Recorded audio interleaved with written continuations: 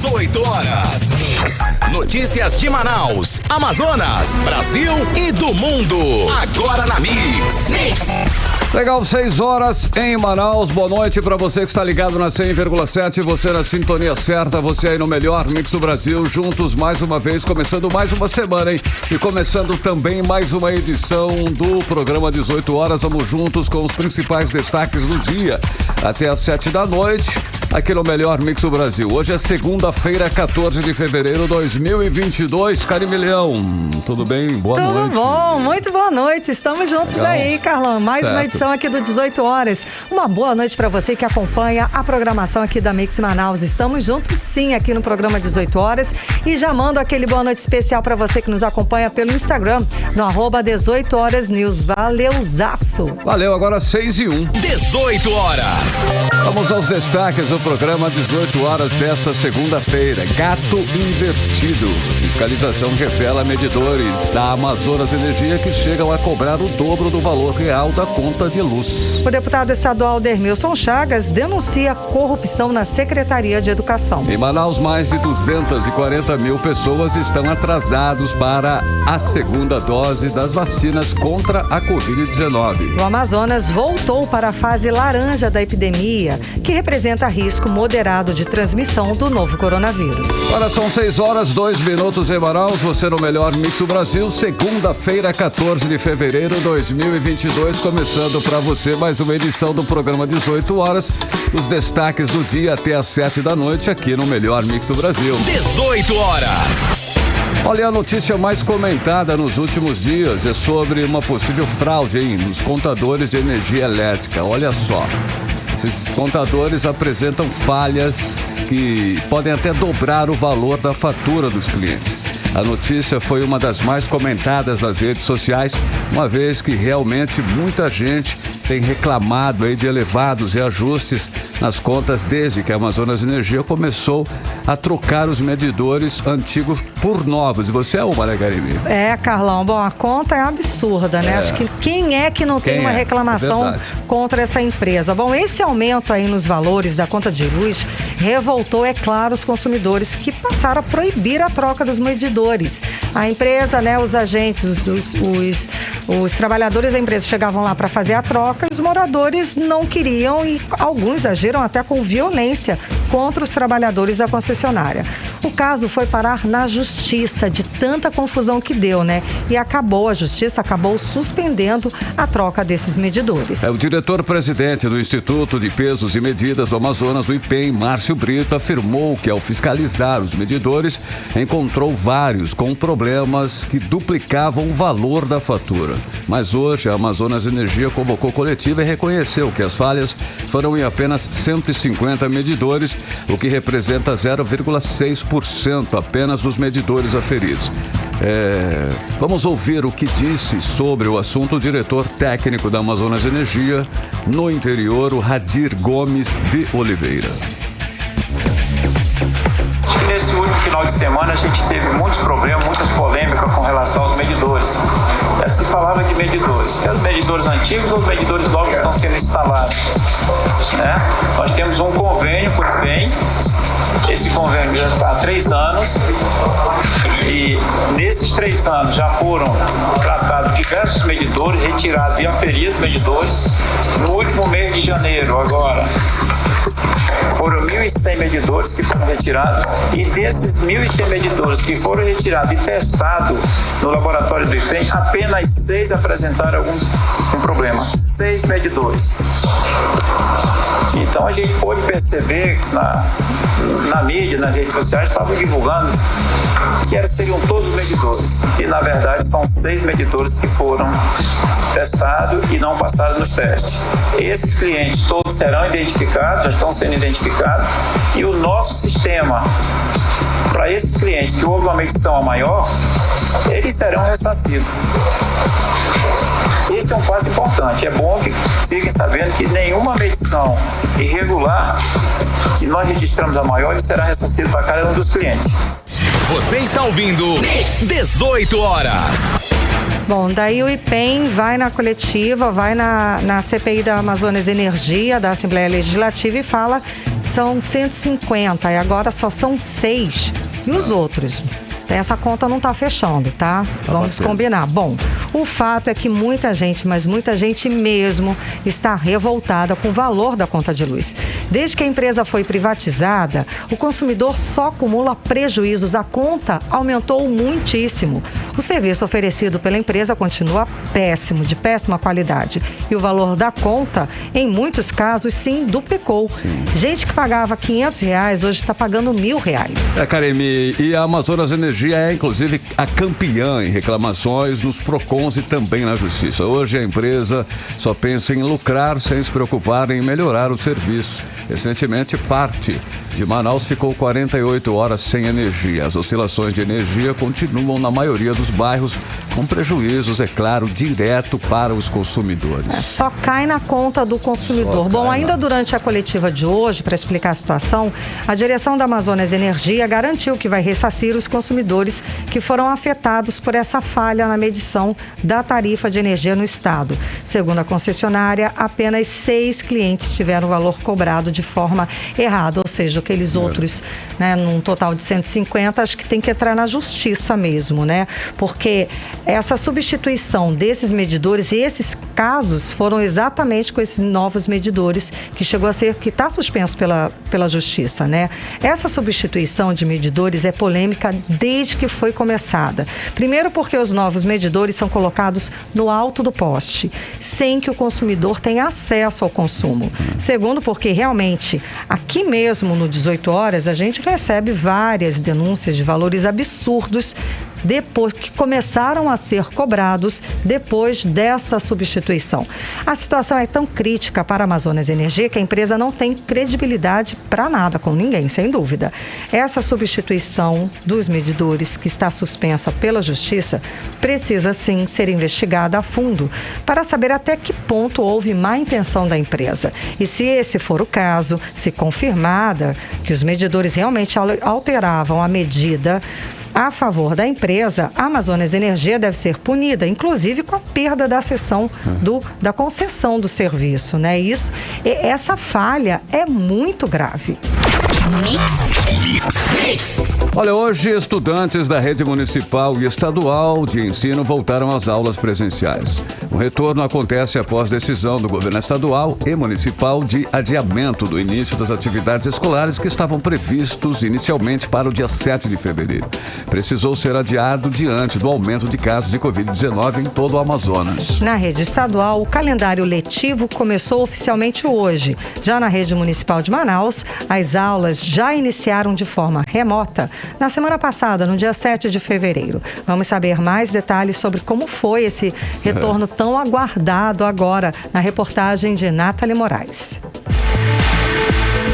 O retorno presencial dos estudantes da rede pública nesta segunda-feira teve uma intensa movimentação nas escolas. Otimistas, os alunos admitiam a animação de rever os colegas e estar de volta às atividades presenciais. A aluna Alexia Emanuele era estudante da rede estadual em Coari. Nesta segunda-feira, ela iniciou o ano letivo na Escola Estadual de Tempo Integral Maria Arminda de Andrade, no bairro Coroado, na zona leste de Manaus. A pequena não escondeu a animação. Eu achei muito legal, vai ter material novo, né? Vou fazer amiguinho novo. Eu vou achar que é muito legal. Eu tô muito ansiosa para aprender as outras línguas. Nesse retorno, as escolas devem seguir protocolos estabelecidos pela Fundação de Vigilância em Saúde, com todos os cuidados sanitários para preservar a saúde dos alunos e professores ao entrarem nas salas de aula, como explica a secretária executiva adjunta da capital na SEDUC, Arlete Mendonça.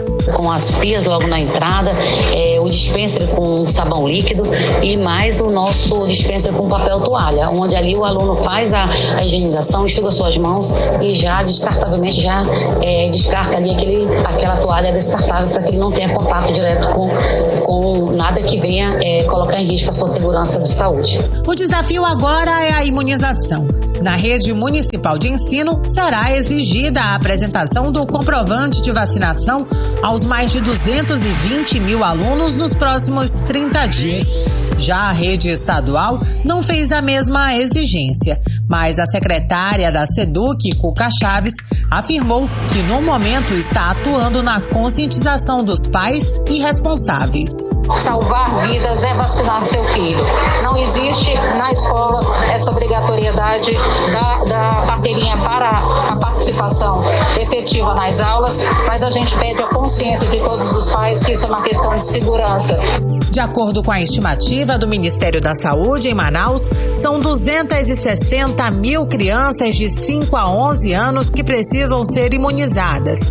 A meta da campanha é alcançar 90% deste total, o que equivale a 234 mil pequenos. Foram quase 2 anos com aulas online ou no regime híbrido, que misturava atividades escolares no sistema remoto em casa com presenciais na escola. E agora, eles estão de volta à sala de aula. Entre as medidas de prevenção adotadas nesse retorno estão o uso de máscaras obrigatório, pias extras, equipadas com dispensadores de sabão líquido, papel toalha e álcool em gel, além do distanciamento social dentro e fora da sala de aula. Nathalie Moraes para o 18 horas. Você está ouvindo 18 horas. Olha, com o retorno das aulas presenciais nesta segunda-feira na rede pública, começa a valer também o passe livre estudantil aqui em Manaus, na capital. O cadastro do benefício que assegura viagens gratuitas de ônibus aos alunos de escolas públicas está sendo realizado automaticamente devido ao cruzamento de dados das matrículas na rede estadual com o Sinetran, Sindicato das Empresas de Transporte de Passageiros do Estado do Amazonas. Ainda assim, nesta segunda, alguns alunos foram surpreendidos com a não contemplação do benefício, Karine. Olha aí. E o repórter Hector Silva foi então buscar com o Instituto Municipal de Mobilidade Urbana informações sobre como proceder caso o aluno não tenha sido contemplado. Vamos acompanhar. 6 horas da manhã. A pedagoga Elza Albuquerque prepara a bolsa da filha e o uniforme da escola. Tudo pronto para o primeiro dia de aula. Ela vai ao ponto de ônibus deixar a adolescente Ellen Beatriz, de 15 anos. Alguns minutos e o ônibus que passa na frente da escola da estudante chega. De lá, ela segue viagem sozinha, cerca de 6 quilômetros de viagem. No bolso de Ellen Beatriz, o Passa Fácil Estudantil, que esse ano ganhou créditos gratuitos da Prefeitura de Manaus para estudantes da rede pública estadual e municipal de ensino. Só que na hora de passar pela catraca do ônibus, Ellen Beatriz foi surpreendida. Minha filha me ligou hoje cedo do ônibus, me avisando que a carteirinha dela não passou. Poxa, eu peguei surpresa. Ainda bem que eu tinha deixado o dinheiro com ela. Agora eu vou ter que ir na escola amanhã, já que disseram que o cadastro é automático. Eu não sei o que aconteceu. Ellen Beatriz não faz parte dos 190 mil estudantes da rede pública municipal de ensino que foram contemplados com o passe livre estudantil. Na rede pública estadual de ensino, foram 215 mil. Segundo o diretor-presidente do IMMU, Instituto Municipal de Mobilidade Urbana, Paulo Henrique Martins, uma irregularidade no cadastro pode levar o aluno a ter o pedido indeferido. Na verdade, só quem teve o pedido indeferido, por enquanto, é aquele que não tem o CPF cadastrado. Então ele precisa ir na sua escola, verificar o seu cadastro e acrescentar o CPF no cadastro dele.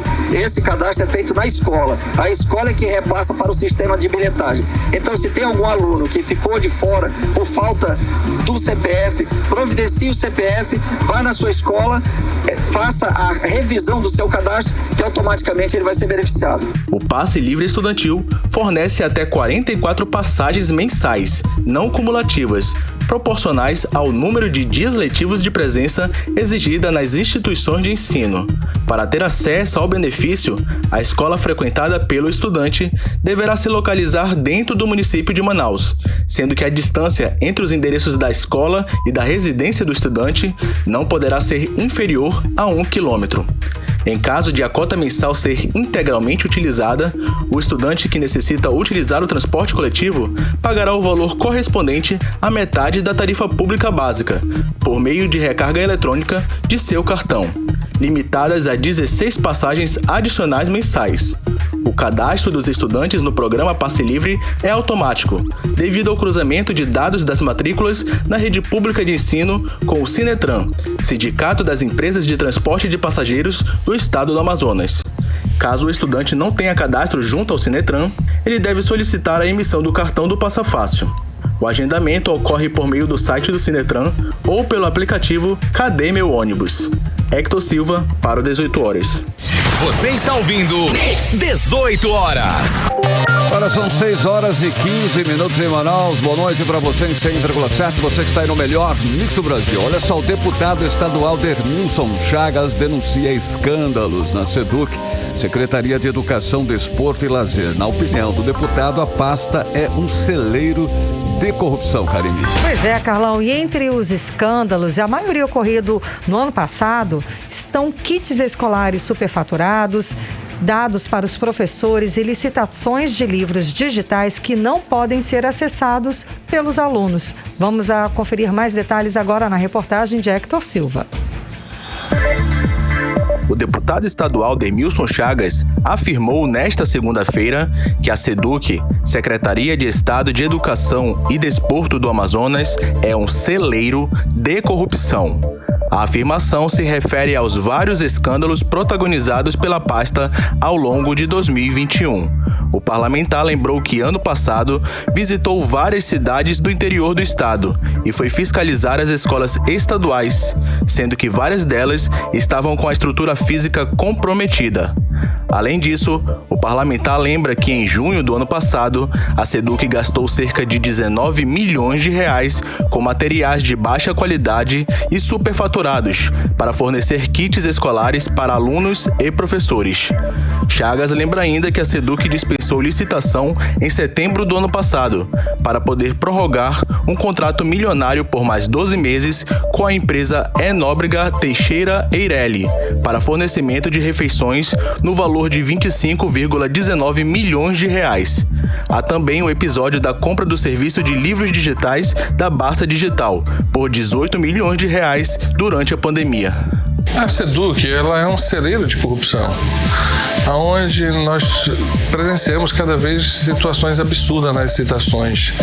Acesso a livros digitais, onde nem todos os alunos têm como acessá-los, principalmente no interior e muitos da capital não tem nem internet, computador, mal tem um celular que não é de baixa qualidade. Tem a questão dos kits, né, que foi comprado com dinheiro do Orbit, superfaturado, e que deram para os professores, para os alunos, como um brinde para calar a boca.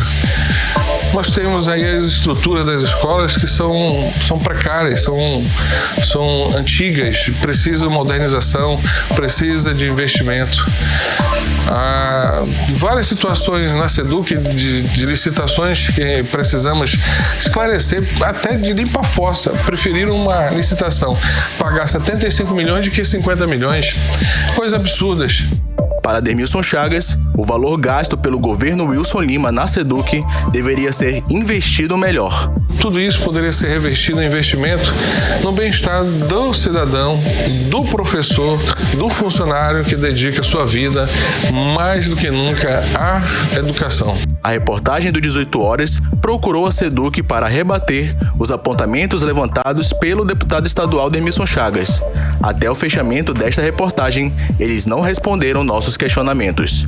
Hector Silva, para o 18 Horas. Você está ouvindo 18 Horas. Agora em Manaus, 6 horas e 19 minutos, vamos conversar com a repórter Artemisa Gadelha a respeito dos bastidores da política amazonense. Muito boa noite, Artemisa. Então, você tem informações de que o governador Wilson Lima vem derrapando nas intenções de votos e sua reeleição já é considerada impossível até por assessores mais próximos dele, não é isso mesmo? Boa noite, Karime. Boa noite, Carlão. Boa noite para você que está acompanhando o programa 18 horas. Olha, a situação é bem tensa na sede do governo. É isso mesmo, Karime. Pesquisas internas contratadas pela equipe de Wilson Lima mostram que o governador não tem conseguido melhorar os índices de intenção de voto. Aliás, não só as pesquisas internas mostram isso. Todas as pesquisas apontam que o Wilson continua em terceiro lugar na capital e em terceiro lugar também no interior do Amazonas. Se as eleições fossem hoje, estaria de fora de um eventual segundo turno. Todas as ações assistencialistas implantadas por Wilson Lima, como o auxílio permanente, a distribuição de cestas básicas na capital e no interior, o reajuste do funcionalismo, não tem surtido o efeito esperado. A população tem aproveitado essas ações e sabe que esses milhões estão retornando para quem de fato e de direito pertence, que é o povo do Amazonas. Mas isso não compra mais ninguém e muito menos voto. Esse resultado, ou melhor dizendo, a falta de resultado das ações tem frustrado a cúpula do governo estadual. Como disse na semana passada, já tem assessores do governo defendendo a tese de que Wilson Lima renuncia o governo para disputar uma vaga de deputado federal ou mesmo a cadeira de senador. A reeleição de Wilson já é considerada impossível. O que se comenta é que ele não pode perder de jeito nenhum o foro privilegiado, já que corre o sério risco, mediante o processo em que é réu no STJ, Superior Tribunal de Justiça, por chefiar uma organização criminosa pela compra de ventiladores pulmonares numa loja de vinho e por diversos desvios durante a pandemia da Covid-19. A orientação é que ele use a máquina do governo para garantir uma vaga no Congresso Nacional. Bem, e hoje se comentou sobre a hipótese do deputado federal Sidney Leite, do PSD, se filiar ao PT. Eu conversei com o presidente estadual do Partido dos Trabalhadores, deputado da Assembleia Legislativa do Estado do Amazonas, Sinésio Campos. Ele disse que essa informação não procede. Vamos ouvi-lo? Sobre a filiação do Sidney Leite, deputado no PT, não existe nem confirmação, nem informação. Esse assunto nunca foi abordado no partido e o que tenho de informação é que ele vai permanecer no PSD onde ele está, do senador Maraziz. Você está ouvindo 18 horas. E teve veículos de comunicação passando essa informação hoje. Como se diz no jornalismo, quando a informação não procede, é uma barrigada. Karime, Carlão. E Artemisa, finalmente a Câmara Municipal de Manaus empossou hoje, em segunda-feira, o vereador Gilmar Nascimento do Bem. É isso? Exatamente, Carlão. Enfim, né? Gilmar Nascimento tomou posse durante sessão plenária da Câmara Municipal de Manaus. Ele assumiu a vaga de Sandro Maia, também do DEM, que perdeu o mandato por decisão do TRE, Tribunal Regional Eleitoral do Amazonas, por uso indevido do Instituto Sandro Maia nas eleições de 2020. Falamos, inclusive, desse assunto na semana passada. O próprio Gilmar Nascimento, que tomou posse hoje, foi autor de uma ação de investigação judicial eleitoral em que acusou Maia por ter usado a estrutura do Instituto para a promoção da candidatura dele. Gilmar Nascimento já foi vereador por 5 mandatos na Câmara Municipal de Manaus. E hoje, ainda na sessão plenária da Câmara, a polêmica envolvendo os medidores da Amazonas Energia foi o assunto principal dos vereadores na tribuna. Inclusive, já foi assunto hoje, no início aqui do programa 18 horas. A maioria estava indignada quanto à denúncia do IPEM sobre essa cobrança irregular em que alguns casos, chegando até 50% acima do valor do consumo. Os vereadores Caio André, do PSC, e Jander Lobato, do PTB, solicitaram audiência com o IPEM e a Amazonas Energia também em plenário. Para o vereador Rodrigo Guedes, o debate é importante, mas para ele não cabe mais audiência. Essa situação é caso de polícia. Vamos ouvi-lo. A audiência pública é justamente para você ouvir, digamos assim, os dois lados, né? A Amazonas Energia agora tem que ser medidas realmente investigativas, criminais, porque o tempo da conversa já acabou, não dá, né? Tem que começar a colocar a gente aí atrás das grades, autuar, multar Amazonas Energia, tem que realmente prender gente, né? Isso não é mais caso de conversa, isso é caso de cadeia. Amazonas Energia é caso de cadeia hoje, caso de polícia. Você está ouvindo 18 horas. Ouvimos o vereador Rodrigo Guedes e ele falou tudo o que a população gostaria de dizer hoje também. Bom, ano eleitoral a gente vê de tudo. Acredita que o deputado estadual Cabo Maciel do PL inaugurou na última sexta-feira na comunidade São Tomé do Mocambo, no município de Parintins, um caminhão. Isso mesmo, um caminhão com direito a laço vermelho e tudo mais.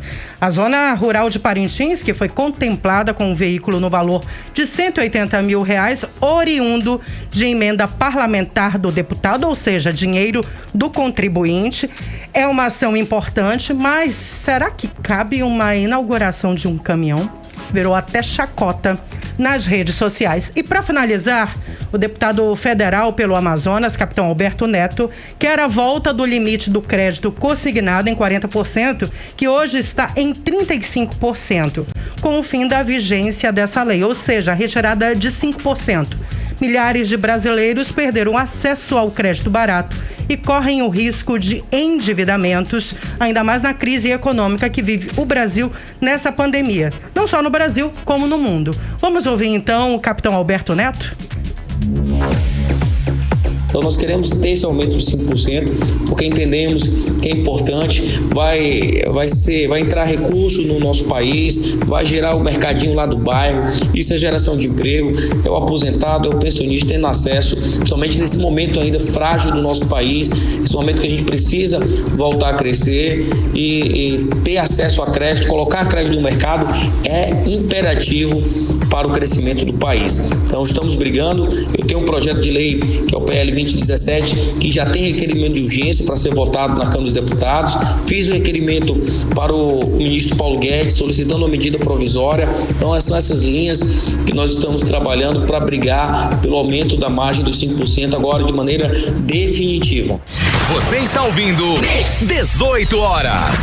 E o crédito consignado ele é importante principalmente, né, para aposentados e pensionistas. Karime Carlão. Muitíssimo obrigada pelas informações, Artemisa Gadelha. Boa noite, bom trabalho. Uma ótima noite para vocês também. 6 horas 27 minutos e você era o melhor mix do Brasil. 18 horas. No Amazonas, em 474 trabalhadores já foram resgatados em condições análogas às de escravo de 2004 a 2021. Os dados constam no painel de informações e estatísticas da Inspeção do Trabalho no Brasil do Governo Federal. E de acordo com a Procuradoria Regional do Trabalho da 11ª Região, a maioria é encontrada na zona rural, no setor de produção florestal e em florestas nativas.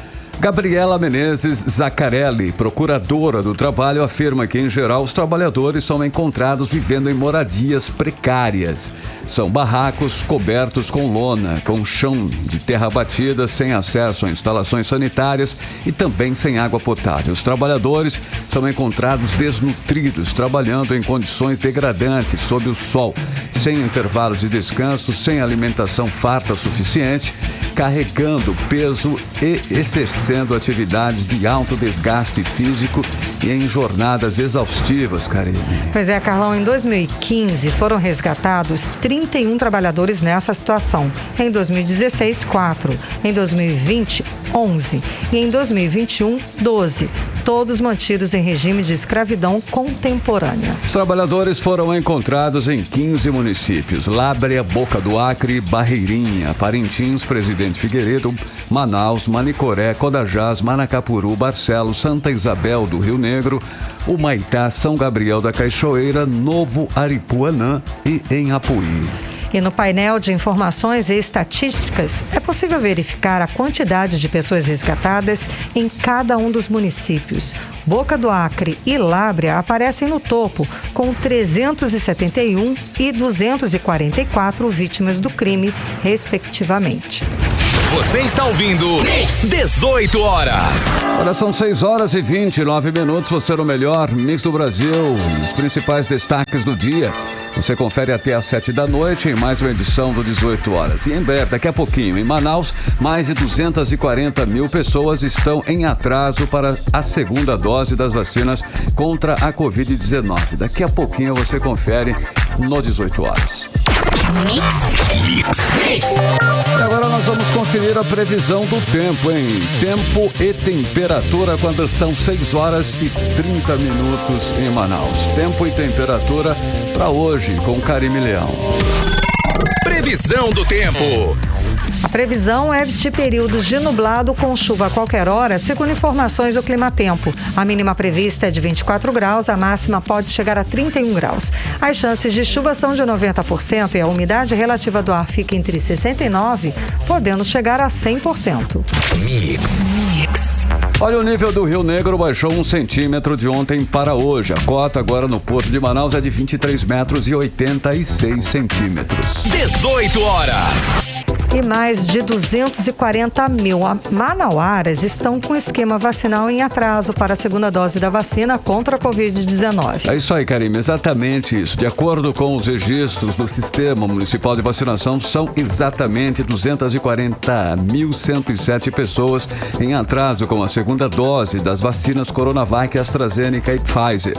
O que significa que o esquema vacinal delas está incompleto, né? Pois é, olha aí, se você faz parte desse grupo, só esta semana, 51 pontos de vacinação estão disponíveis aqui na capital, como explica a repórter Nathalie Moraes.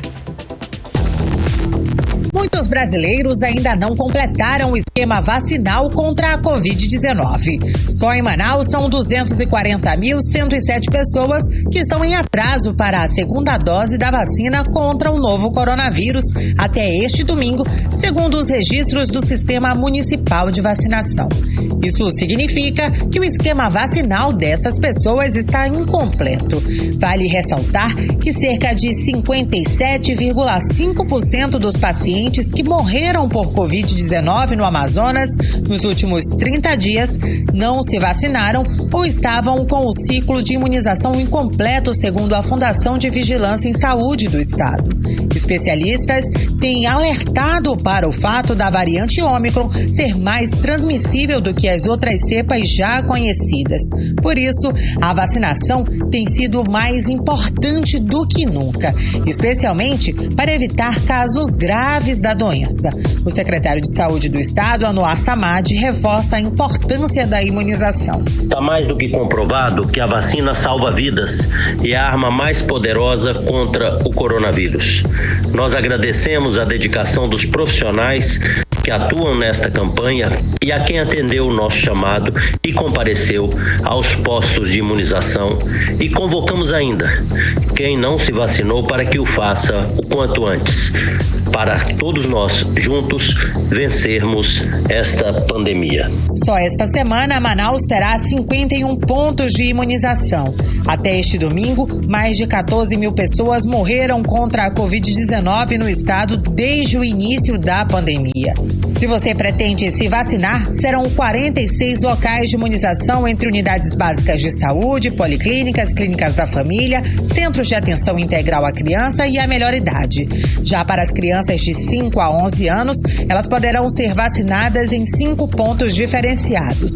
A lista completa pode ser acessada no site da Secretaria Municipal de Saúde. É importante lembrar que a vacina contra a Covid-19 é o meio mais eficaz contra a doença, mas ela só garante uma eficácia maior quando se é completado o esquema vacinal, ou seja, quando a pessoa recebe no mínimo 2 doses do imunizante. Nathalie Moraes para o 18 horas. Você está ouvindo 18 horas. Olha, o Amazonas retorna à fase laranja, risco moderado de transmissão do novo coronavírus, após redução de 52% na média diária de casos confirmados de Covid-19 e de 50% nas hospitalizações pela doença, incluindo leitos clínicos e de unidade de terapia intensiva UTI. As reduções foram identificadas na análise epidemiológica do período entre 26 de janeiro até terça-feira, dia 8 de fevereiro. Exatamente, Carlão. Na média diária de casos confirmados de Covid-19, houve redução de 43% aqui em Manaus e de 72% no interior do estado. Já em relação às internações, foram identificadas reduções de 51% na ocupação de leitos hospitalares na capital e de 46% no interior. No interior, inclusive o diretor-presidente da Fundação de Vigilância em Saúde, Tatiana Amorim, a diretora, sustenta que mesmo com a mudança no cenário, é preciso sim manter todos os cuidados de prevenção. Pois é, Carlão, ainda estamos durante a pandemia, né? Bom, nesse período aí que foi analisado, um período de 14 dias, a média móvel diária de mortes no estado está em 9, no número 9. Ainda conforme o boletim epidemiológico, 81% dos 186 pacientes que morreram por Covid-19 em 2022, até 8 de fevereiro, apresentavam pelo menos um fator de risco. Esses pacientes são pessoas com comorbidades que apresentaram hipertensão, diabetes mellitus e doenças imunossupressoras. Outro dado importante, Karime, que nós temos que destacar é que os pacientes sem vacinação apresentaram um risco de internação 4 vezes maior. Por isso, sempre lembramos da importância de manter o esquema vacinal atualizado. É o que a gente fala aqui, ainda estamos numa pandemia, então é importante da gente manter aqueles cuidados, os protocolos recomendados pela Organização Mundial de Saúde, que a gente sabe que funciona.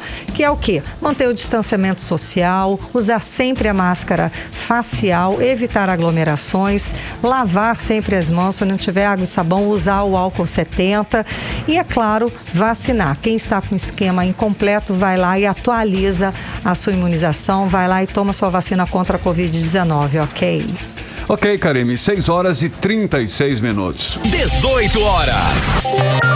Vamos agora chamar o correspondente do programa 18 Horas, o jornalista Carlos Eduardo Matos, direto de Brasília. Muito boa noite, Carlos Eduardo. Então, o caso Adélio Bispo voltou com força, não é não? Conta pra gente, explica pra gente. Boa noite.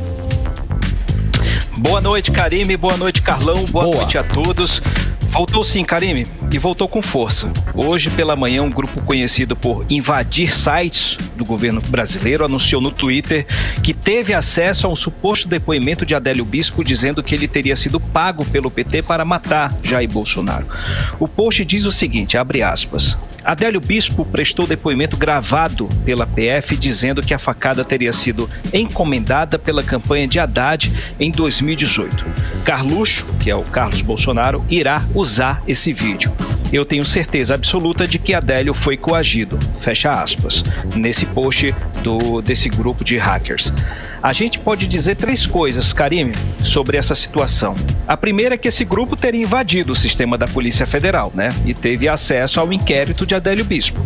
A segunda é que esse grupo hacker fez uma espécie de aviso da nova estratégia de Carlos Bolsonaro, que comanda as redes sociais do pai dele. Seria um aviso, ou seja, não dá para dizer se ele está apoiando ou não, seria também uma estratégia dele de tentar se desvencilhar, se desligar do grupo de Bolsonaro. E a terceira coisa é que tudo indica que esse assunto vai permanecer quente na campanha política.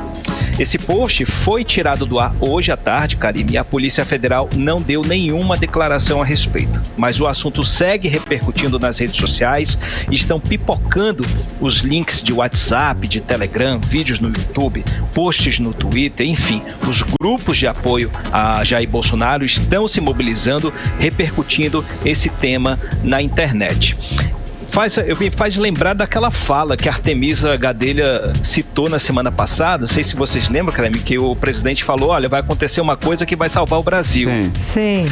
Me faz lembrar, tem algo, pode ter alguma coisa a ver. Vamos aguardar, Esse caso do Adélio Bispo faz parte do folclore popular bolsonarista porque tentam descobrir quem está por trás de Adélio Bispo, quem mandou matar Jair Bolsonaro. Essa tem sido a pergunta e tentam atribuir aos partidos de esquerda, principalmente ao PT, a autoria intelectual desse crime. A PF, vale atualizar essas informações, a PF abriu 2 inquéritos contra Adélio Bispo e ambos concluíram que ele agiu sozinho. e ele cumpre pena no Presídio Federal de Campo Grande, lá em Mato Grosso do Sul. A justiça absolveu Adélio Bispo por ser considerado incapaz de responder pelos seus atos, mas ele continua preso porque é considerado uma pessoa de alta periculosidade. Esse assunto, Karime, faz parte da narrativa de campanha política, por isso que a gente tratou desse assunto aqui, porque ele vai mexer com as eleições. E falando em eleições, um outro movimento que chamou a atenção hoje à tarde foi a entrega de um documento do Tribunal Superior Eleitoral às Forças Armadas sobre a segurança das urnas eletrônicas. Há alguns dias, na semana passada, o presidente Bolsonaro disse naquela live que os militares encontraram falhas no sistema de segurança das urnas eletrônicas e que, por isso, segundo ele, as urnas não são da confiança de todos. Mas, na verdade, Karime, as Forças Armadas fizeram questionamentos técnicos sobre o sistema de segurança das urnas eletrônicas. E hoje, o presidente do TSE, Luiz Roberto Barroso, entregou as respostas dessas perguntas num relatório de 700 páginas. Por isso, o jogo prossegue e sem fake news. E no Senado, o presidente Rodrigo Pacheco, que é candidato a presidente da República, instituiu uma comissão para debater a revisão da lei do impeachment, que é de 1950. O grupo vai ter 11 membros. O presidente dessa comissão vai ser o ministro do STF, Ricardo Lewandowski, que presidiu o processo de impeachment da ex-presidente Dilma Rousseff em 2016. A comissão tem prazo de 180 dias para entregar um anteprojeto da lei de impeachment. O presidente Rodrigo Pacheco ainda vai determinar quais senadores irão fazer parte dessa comissão, mas tudo indica que é um movimento da parte dele como presidente do Senado, para tentar impactar a campanha do presidente Jair Bolsonaro. Uma espécie de ameaça, já que ele, no discurso de abertura dos trabalhos legislativos, ele mandou recados fortes ao presidente Jair Bolsonaro para respeitar a democracia, respeitar as instituições. Então ele está fazendo mais esse movimento para tentar atingir o presidente Jair Bolsonaro, mandar recados duros para ele. Karime, Carlão. Ricardo, hoje o governo editou um decreto que estimula o garimpo na Amazônia. O que muda com esse novo decreto, Cadu? Carlão, é uma nova estratégia, né? Não é que muda, sim, não existia, agora existe, né? Se trata do programa PROMAP, que, segundo o texto do decreto publicado hoje no Diário Oficial da União, o objetivo é estimular a mineração artesanal e em pequena escala em áreas da Amazônia legal. Esse decreto beneficia os pequenos garimpos de até 50 hectares ou de 500 mil metros quadrados. Essa iniciativa do governo federal chamou a atenção dos ambientalistas não só porque legaliza o garimpo na Amazônia, mas porque muda o nome dos garimpeiros ilegais para mineradores artesanais. Deixa até mais bonitinho essa situação, digamos assim, né? Mas não esconde a natureza nociva da atividade do garimpo, nociva para as florestas, para os rios, para as comunidades ribeirinhas. Na prática, Carlão, esse decreto é um aceno aos garimpeiros manuais, que são responsáveis pela maior parte das extrações ilegais de ouro nas regiões protegidas da Amazônia, inclusive em áreas de proteção ambiental e territórios indígenas, que nos últimos anos vêm sendo invadidos pelos garimpeiros.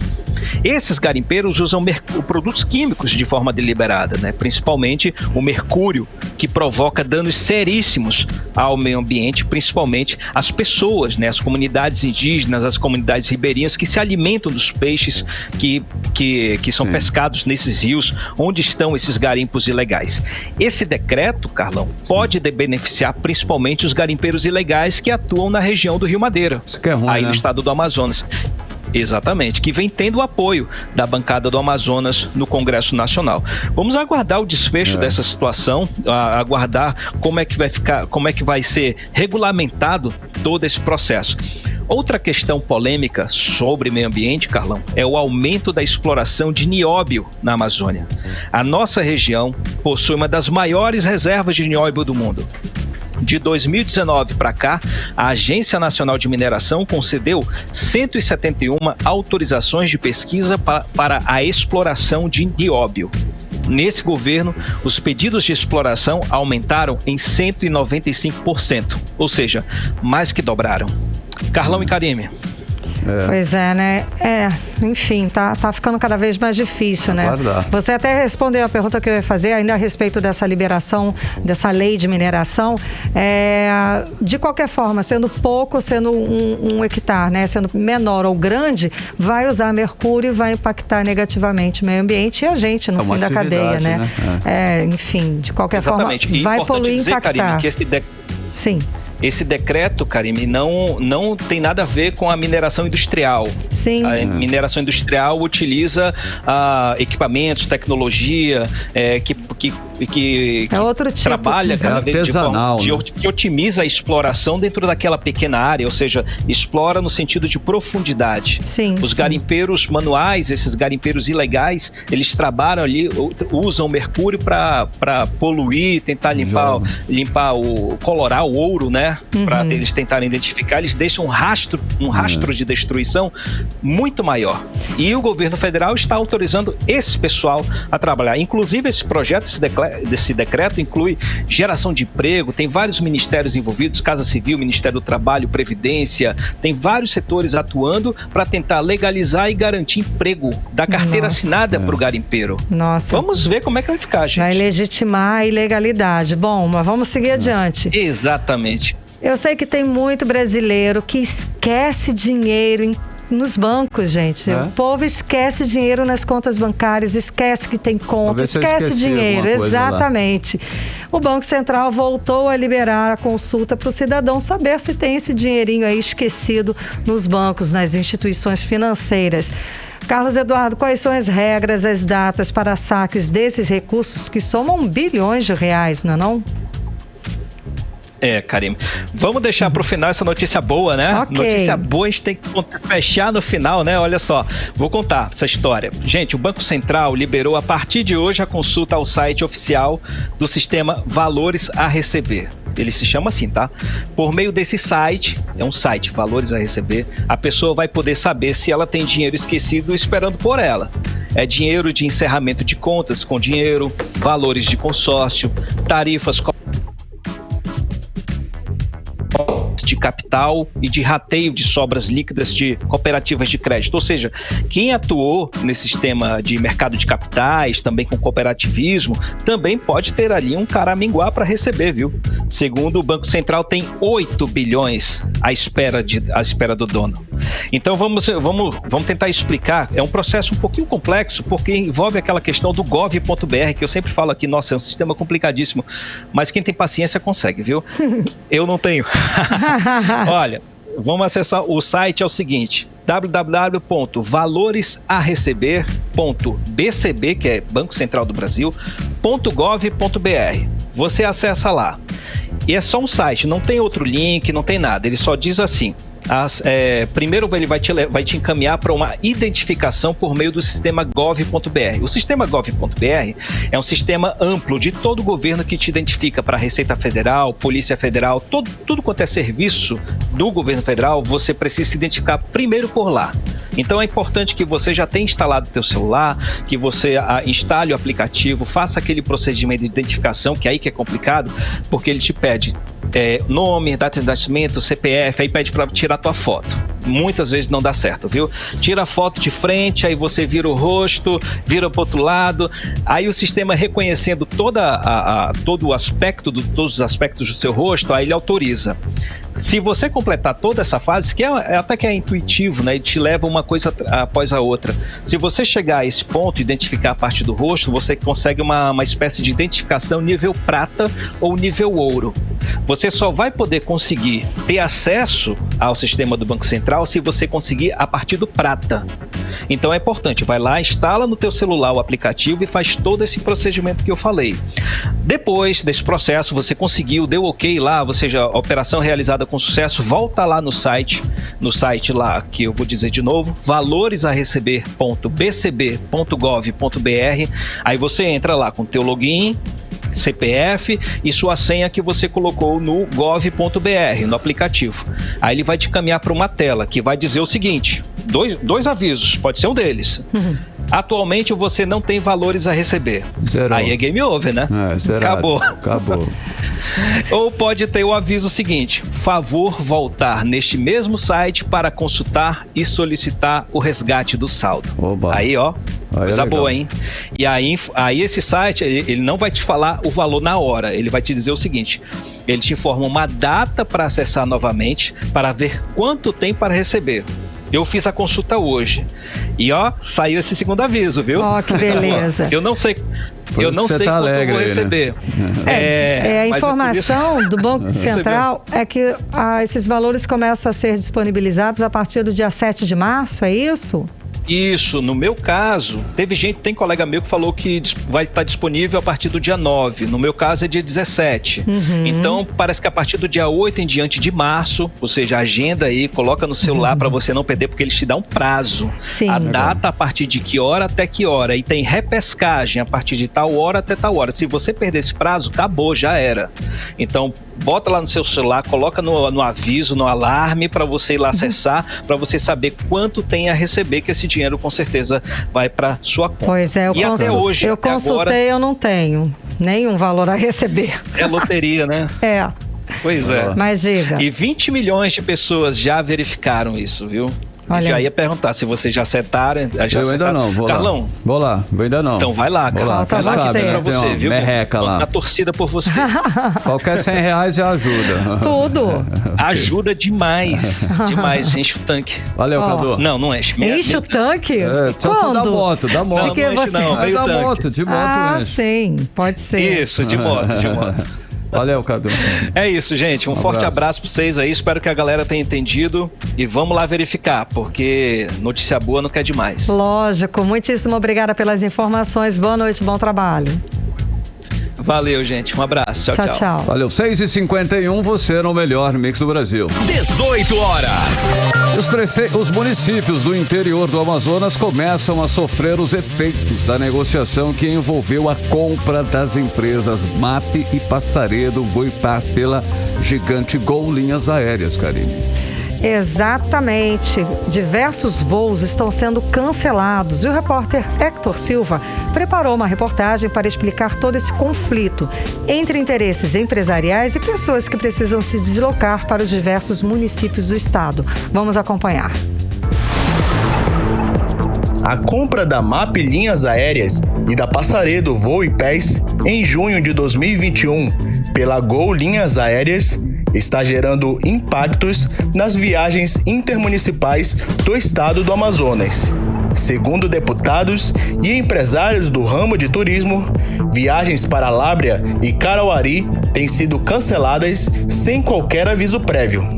Esta semana, o Procon autuou a empresa MAP Linhas Aéreas por ter cancelado um voo de Manaus para Carauari por 3 vezes. Na opinião do empresário do segmento do turismo, Orsini Júnior, os cancelamentos dos voos têm acontecido por falta de interesse econômico da Gol Linhas Aéreas. Ele explica que o interesse da empresa em comprar a MAP e a Passaredo envolve slots do aeroporto de Congonhas, em São Paulo. Foram cancelados sem um real motivo, ou seja, cancelados por falta de interesse econômico da empresa mesmo. São rotas que realmente não vão dar lucratividade que a Gol, que é a compradora da MAP, quer. Que a Gol comprou a MAP foi justamente para ganhar os espaços disponíveis para voos em Congonhas, né, que são os slots, né? Para você colocar um voo em Congonhas, você tem que ter slots, você tem que ter o espaço no horário, né? Pode ser no calendário diário de voos, correto? Então, como a MAP e a Passaredo lá atrás, elas compraram esses slots, elas eram as únicas empresas que poderiam ser habilitadas, né, pela lei, porque a Gol, a Latam e a Azul já tinham slots lá. Então aí acabou que com o tempo elas foram comprando, né?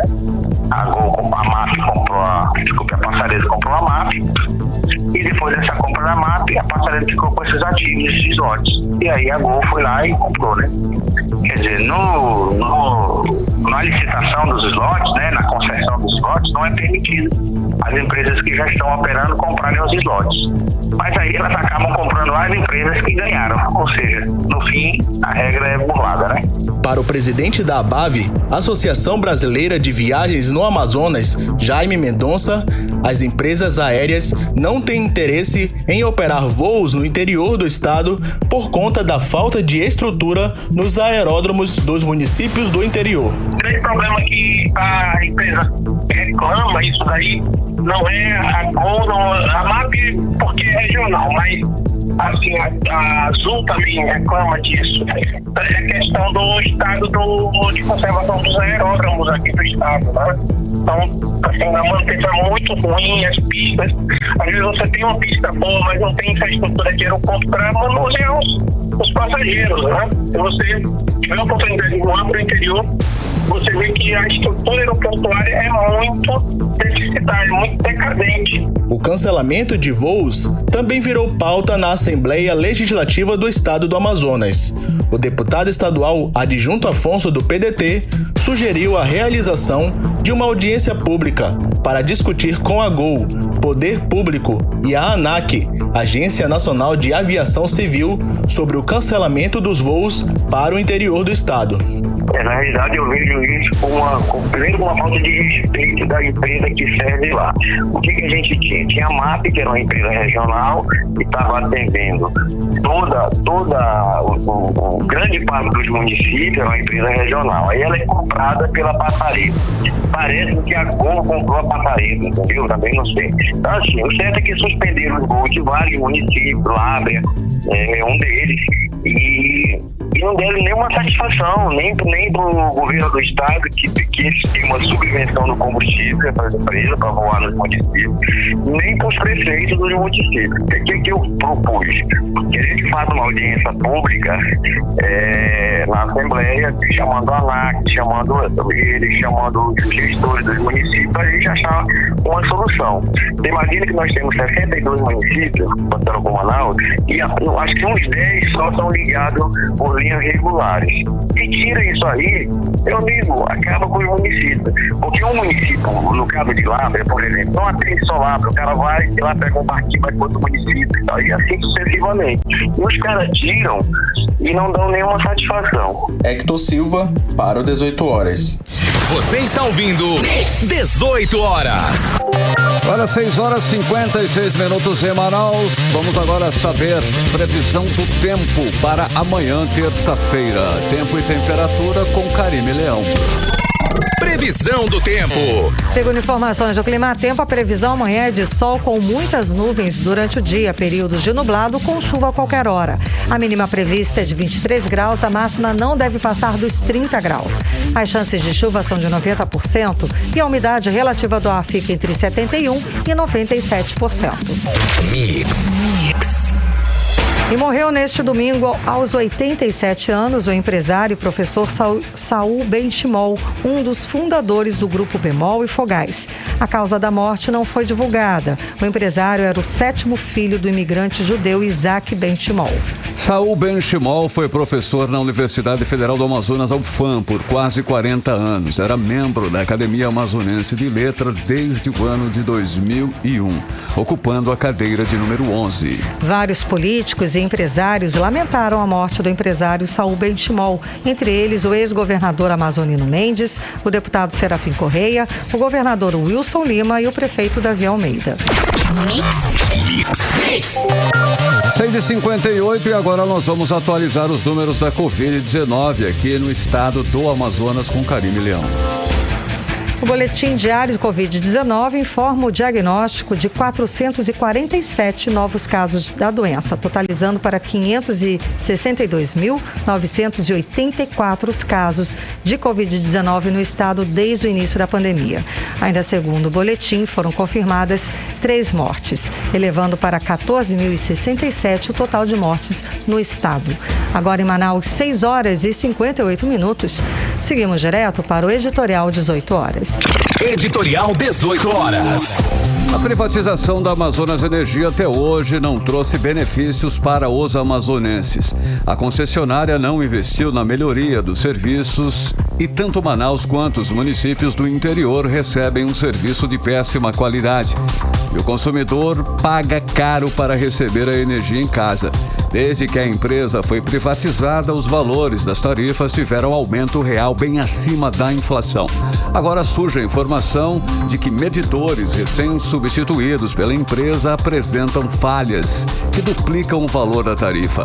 A Amazonas Energia alega que isso foi constatado em apenas 150 medidores de um total de 20 mil, ou seja, 0,6%. O fato é que as denúncias de cobrança de valores indevidos explodiram nos últimos meses. E diante da constatação de erros nos medidores, se faz necessário uma ampla investigação nas ações da empresa, sob pena de, mais uma vez, tudo ficar nas costas do consumidor, que se sente roubado e sem ter a quem apelar. 18 horas. 6h59, Carimilhão. Boa noite. Muito obrigada pela sua companhia. Um beijo e até amanhã. Continue bem, continue em 100,7. Boa noite e até amanhã. Você ouviu 18 horas. As notícias do Brasil e do mundo. De volta amanhã.